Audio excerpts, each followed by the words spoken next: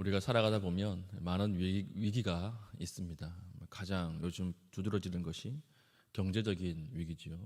우리가 필요한 것들이 있는데, 필요가 있는데 이것을 채울 수 없을 때 우리는 커다란 삶의 위기를 만나게 됩니다. 또 청년들은 결혼에 관한 또 위기가 있죠. 결혼을 해야 하고 또 가정을 또 세워야 되는데 결혼이 계속 안 되고 연기가 될 때 이게 위기라고 할 수가 있습니다. 그리고 또 가정의 위기가 있죠. 가정 안에 어떤 특정한 문제 때문에 가정이 흔들리고 가정이 이렇게 다 흩어지는 그런 일들, 또 위기라고 할 수가 있습니다. 근데 위기가 왜 위험할까요? 위기라고 하는 것은 당황하게 만들기 때문에 그렇습니다. 당황하면 판단을 제대로 내릴 수가 없죠.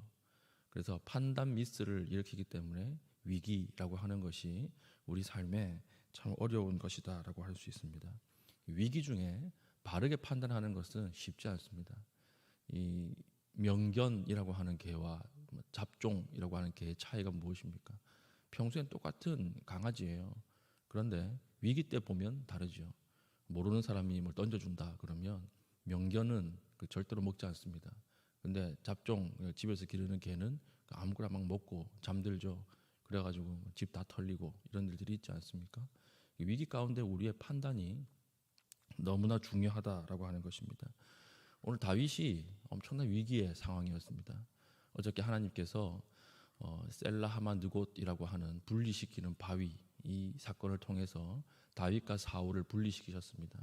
오늘 본문 보니까 블레셋 군대와 전쟁을 한 다음에 다시 엔게디 광야에 다윗이 숨어 있다는 말을 듣고 3천 명의 군사를 풀어서 찾고 있는 그런 상황입니다.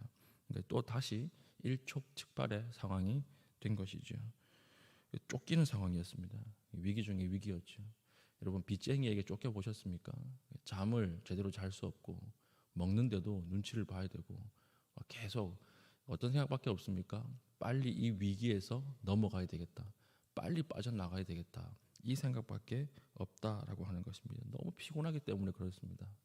우리 위기가 만나면, 위기가 오면, 위기 중에 우리 삶이 딱 처해지면 너무 피곤하기 때문에 여기에서 빨리 벗어나야 되겠다라는 생각밖에 없게 되는 것이죠. 그런데 이것이 미끼예요. 잘 벗어나는 것이 중요한데 빨리 벗어나야 되겠다 이 생각 때문에 아무렇게나 판단해 버리면 이 굉장히 위기가 된다라고 하는 것입니다. 위기에 처했는데 3절입니다. 길가 양의 우리에 이른즉 굴이 있는지라 사울이 뒤를 보러 들어가니라.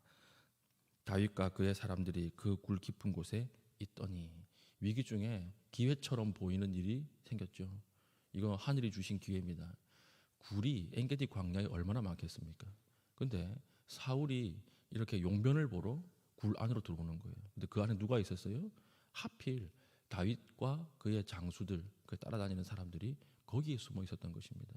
그러니까 뭐 볼일 보러 들어왔으니까 무기나 무장이 안 되어 있었겠죠. 그러니까 그 어둠 속에서 칼만 한번 찌르면 죽이는 거예요. 죽는 거예요. 그러니까 이거 하늘이 주신 기회입니다.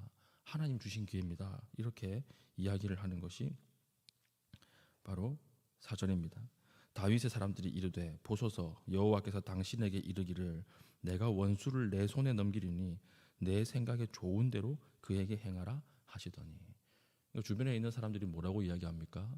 다윗 장군, 이건 하나님이 주신 기회입니다. 이건 하늘이 주신 기회입니다.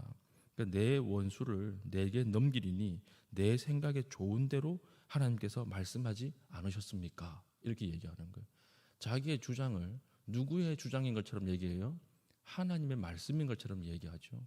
근데 하나님께서는 한 번도 이렇게 말한 적이 없으세요. 성경 어디에도 다윗의 삶 속에 이렇게 말씀하신 적이 없거든요. 이걸 무슨 복음이라 그래요? 내가 복음이라 그러죠. 내가 복음. 내가 이제 말씀을 막 만들어 가지고 하나님의 뜻인 것처럼 이렇게 만드는 거. 그래가지고 이거 하나님이 이렇게 하라고 하지 않으셨습니까? 죽이십시오. 이게 위기였고 미끼였다라고 하는 것입니다. 그런데 이 위기 가운데 말씀을 빙자해서 이건 기회야 이렇게 오는 위기 가운데 다윗은 어떻게 판단했습니까? 정확하게 판단했습니다. 정확하게 하나님의 뜻을 알았습니다. 그 뜻이 무엇이었습니까? 첫 번째는 원수 갚는 것이 하나님의 뜻이 아니다 이것을 알았던 것이고, 두 번째, 기름 부음 받은 자를 내가 죽일 수 없다. 이렇게 이야기했던 것입니다. 그러니까 절제하고 넘어간 거죠. 우리가 종종 살아가다 보면 하나님이 주신 기회처럼 보이는 일들이 많지 않습니까? 그런데 다윗은 이 상황 가운데서도 끝까지 더욱더 명확한 하나님의 뜻을 붙잡고 살았다라고 하는 것입니다. 어떻게 이럴 수 있었을까요? 여기에 보면 5절 마지막에 5절 보십시오. 그리한 후에 사울의 옷자락 뱀으로 말미암아 다윗의 마음이 찔려. 이게 핵심이에요. 어떻게 위기 상황 가운데서도 끝까지 자기의 뜻을 포기하고 하나님 앞에 하나님의 말씀을 붙잡을 수 있었는가? 다윗의 마음에 찔림이 있었던 것입니다. 그 순간 살인을 하려고 할 때, 제가 이제 설교에서도 한번 말씀드렸죠. 에스더 할 때 그 마음에 다윗 안 돼, 이 말이 들렸던 거예요. 하나님의 말씀이 우리 마음속에 강하게 역사하고 기억나게 만들었다라고 하는 것입니다. 이게 바로 하나님의 통치를 받는 사람과 세상 사람들의 특징입니다. 세상 사람들은요, 어떤 것을 기준으로 살아요? 임기응변이에요. 눈앞에 보이는 이것을 가지고 이것에만 반응하면서 사는 것입니다. 근데 이거 롱텀은 아니거든요. 근데 하나님의 말씀은 위기와 판단 때마다 하나님의 말씀과 하나님의 뜻이 우리 마음속에 강하게 들려온다는 거예요. 이게 바로 찔림을 받아요. 찔림을 받아. 그 마음속에 네가 기름 부음 받은 사람을 죽이는 것이 하나님의 뜻이 아니다. 이 말이 다윗의 마음속에 강하게 찔려온 거예요. 다윗이라고 해서 이 왜 흔들리지 않았겠습니까? 다윗이라고 해서 왜 죽이지 않고 싶었겠어요? 얼마나 고생을 많이 하고 있는데 죽이면 끝나는 거 아니에요? 근데 가만히 옷자락만 베고 끝까지 하나님의 뜻을 살인을 하지 않는 모습을 본다라고 하는 것이죠. 그러므로 우리가 임기응변이나 상황에 따라 살지 않고 하나님의 말씀을 붙들 수 있는 것이 무엇입니까? 오늘 하루 하나님께서 말씀이 기억나게 해주셔야 돼요. 그래야 우리가 임기응변에 따라서 함부로 판단하지 않고 우리 마음대로 살지 않을 수 있다라고 하는 것입니다. 위기 가운데 좋은 것이 올 때가 있죠. 근데 그 대부분 미끼입니다. 그걸 아셔야 돼요. 극한 위기와 어려움 가운데 있는데 너무 좋은 게 온다. 그럼 그 위기예요. 미끼고. 자매가 결혼이 계속 안 되는데 정말 키 크고 연예인처럼 잘생기고 돈 많고 이런 형제가 와가지고 당신밖에 없습니다. 그럴 리가 없잖아요. 근데 와가지고 우리 결혼하자 그러면 어떻게 생각해야 돼요? 위기구나 이거. 이 미끼구나. 이렇게 생각을 해야 한다는 것이죠. 그렇지 않겠습니까? 물고기가 이렇게 막 물에 살고 있는데 미끼가 하나 들어옵니다. 근데 미끼 그게 축복인 것처럼 보이거든요. 물고기 입장에서는 배가 고픈데 내 앞에 좋아하는 거, 물고기가 좋아하는 걸 미끼로 쓸 거 아니에요? 미끼가 왔다 갔다 하면 축복인 것처럼 보여서 물면 어떻게 돼요? 툭 올라가서 그 다음부터는 끌려 올라가고 그 위에 뭐가 있죠? 막대기가 있고 막대기 끝에 그 어부가 웃고 있고 그 옆에 물이 끓고 있고 그래가지고 그냥 지리가 돼서 죽는 거예요. 그러니까 우리 삶 가운데 내가 위기 중에 있고 어려움 중에 있는데 너무 좋은 게 온다. 그러면 하나님께서 이거 하나님의 뜻을 한 번 더 물어봐야 되겠구나 이렇게 생각을 해야 돼요. 그때 필요한 것이 무엇입니까? 말씀이 들려오는 거라는 거예요. 말씀이 들려오는 거. 제가 한 10년도 넘었을 것입니다. 제가 치과 치료를 딱 받고 계산을 하려고 딱 나오는데 지갑이 없는 거예요. 지갑이. 근데 지금 의심 가는 사람이 있는 거예요. 그 병원의 간호사.